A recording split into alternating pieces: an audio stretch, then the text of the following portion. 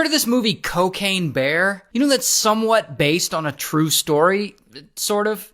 Now, the story starts with this guy. His name's Andrew, and Andrew's in his 40s, living in Kentucky, and Andrew used to be a police officer, but recently he's turned bad and become a smuggler. Like, he'll pilot a small plane, and sometimes he'll smuggle drugs, and sometimes he'll smuggle weapons and stuff like that. And he'll fly like thousands of pounds from the US all the way down to Colombia. Like, it's crazy the operation they got going. And he does get caught once, and he gets 6 months in prison, but once he gets out, he goes right back in the game. So there is no stopping Andrew. He really seems to like this gig.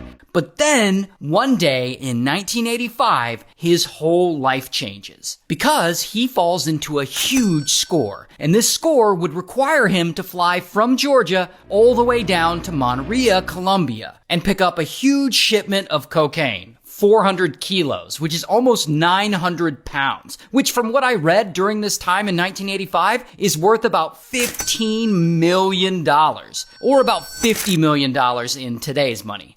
Now, this is a big job. Like 900 pounds is a lot, and Andrew can't do this score alone, so he decides to ask his karate instructor to go with him. This guy, who we'll just call karate instructor. Now, allegedly, Andrew doesn't tell karate instructor that he's going to traffic this illegal white powder. Instead, he lies to him, and he tells him that he's taking a trip to the Bahamas, I guess to like hang out. And he's like, "You want to go?" And karate instructor's like, "Alright." Whether or not karate instructor was actually tricked into being involved in this drug deal is in dispute. Anyway, so Andrew and karate instructor hop on a little plane, and Andrew starts flying them from Georgia, where this starts, all the way down to Colombia. And I guess about halfway through the trip, while they're in the air, allegedly, Andrew's like, "Hey, just FYI, I was lying about the vacation to the Bahamas. Actually, we're gonna go to Colombia and pick up 900 pounds of coke." And at this point, karate instructor just like has to go along with this plan, because like what else is he gonna do? Get out and walk?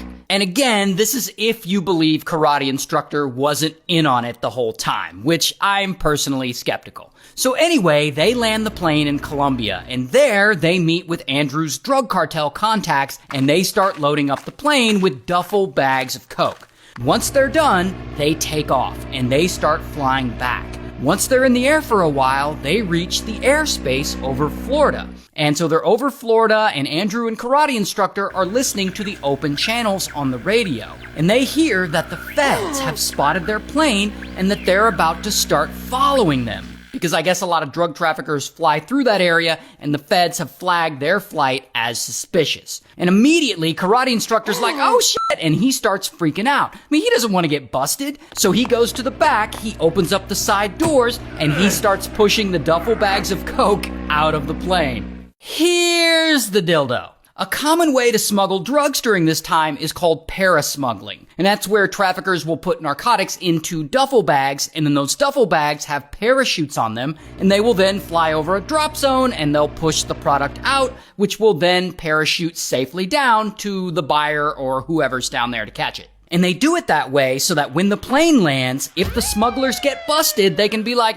"There are no drugs on my plane, I don't know what you're talking about." And so the bags of coke that the karate instructor has pushed out of the plane, I guess the parachutes on the bags open and they just start parachuting down. But up on the plane, Andrew sees karate instructor pushing the bags out, and he's like, "What the fuck, bro? That's worth millions of dollars." And he starts yelling at him, and soon they're yelling at each other. But I guess Andrew quickly realizes karate instructor actually has a point, and this is a lost cause, and if they stay in the plane, they're probably gonna get busted when they land. And he doesn't want to get busted, nor does he want to lose this expensive shipment. And so he decides the best course of action is to just throw the duffel bags out of the plane and have himself and karate instructor jump out with parachutes as well. And sure, the plane will end up crashing, but they'll survive, they won't get busted, and they can save their big-ass shipment of coke. And so, boom, Andrew straps a parachute onto himself, and karate instructor does too. Then he pushes most of the shipment out of the plane, and Andrew grabs one bag to take himself. And then karate instructor jumps out. He jumps out first, and he's like falling through the air, and he waits a beat, and then he opens his chute, and he crash lands in an open area kind of near a small airport in Tennessee, but he's safe. Meanwhile, Andrew also jumps, and he's falling through the air, and he goes to pull his chute, and it doesn't open. And so he tries again, and it doesn't open again.